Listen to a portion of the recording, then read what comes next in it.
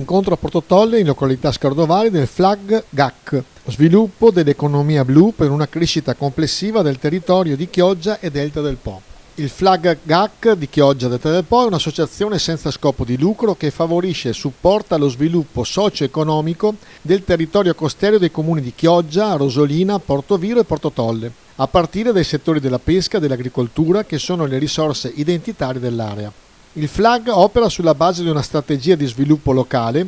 di tipo partecipativo e attraverso un piano di azione intitolato Sviluppo dell'economia blu per una crescita complessiva del territorio di Chioggia e Delta del Po. Il FLAG, nello specifico del proprio PDA, ha a disposizione un budget finanziario di 3.036.000 euro. Tutti gli amici poi per l'importanza del progetto di cooperazione che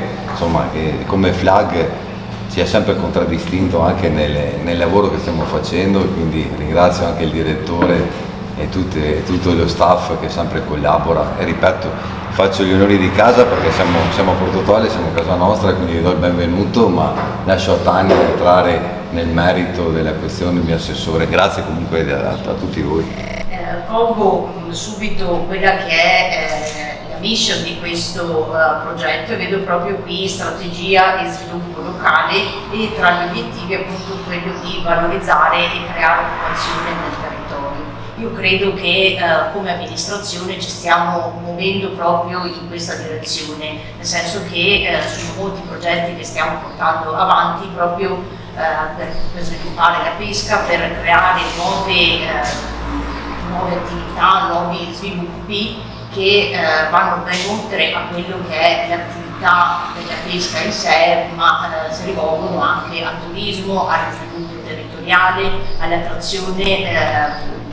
dall'esterno all'interno del nostro territorio. Ricordo ad esempio uno dei progetti che è in fase di sviluppo in questo momento, è proprio Delta del Po, destinazione pesca, che si sviluppa su due macro aree che sono una strettamente legata alla produzione del prodotto ittico, con un'attività che viene svolta proprio a livello educativo all'interno delle scuole coinvolgendo i ragazzi, e questo direi che sta dando dei buoni risultati proprio perché viene insegnato ai bambini, ai ragazzi, l'origine di tutta la filiera produttiva e l'importanza del prodotto fresco che magari a volte la diamo per scontata, ma così scontata non è. Dall'altro c'è un'altra macroarea molto importante che è lo sviluppo e la sinergia tra pesca e turismo, quindi la pesca non vista come attività isolata, finalizzata alla produzione, ma deve essere anche il volano per attrarre dei visitatori nel nostro territorio, e da qui ovviamente si sviluppa tutta una sinergia con altre linee di sviluppo, appunto, che può essere l'agriturismo, il turismo, le strutture ricettive in generale, tutta quella che è l'attività di produzione del territorio. Presidente, noi con questi progetti di cooperazione stiamo praticamente concludendo tutta la programmazione e le attività del nostro piano d'azione, e nel 2023 rendiconteremo una spesa di circa 3,5 milioni alla Regione Veneto. E la cooperazione appunto si inserisce nella fase finale della nostra attività con le esperienze che abbiamo maturato in questi anni, e ci mette alla prova perché fare progetti di cooperazione con tante regioni e l'Italia, se mai qualcuno aveva dubbio, anche nella pesca è molto varia, ma questo ci fa veramente mettersi insieme per condividere e come su questo progetto analizzare prima e poi sviluppare quelle che sono ormai le tematiche. Prima con Luigino Marchesini nel consorzio pescatori a Scatovari appunto abbiamo parlato di quelli che saranno gli sviluppi in termini, vogliamo dire, nutrizionali che ha le nostre aree, e l'ambiente, e quindi il progetto casca ovviamente ed è tutt'uno sull'ambiente, va in linea con quello che è la programmazione della pianificazione della produttività della pesca, ma che deve essere a pari passo con l'ambiente. Non è possibile dividere le cose. Io mi ricordo, non ho cominciato tanti anni fa sulla pesca, ma determinati tipi di vincoli sulla pesca una volta erano visti veramente, come dire, male. Oggi i vincoli vanno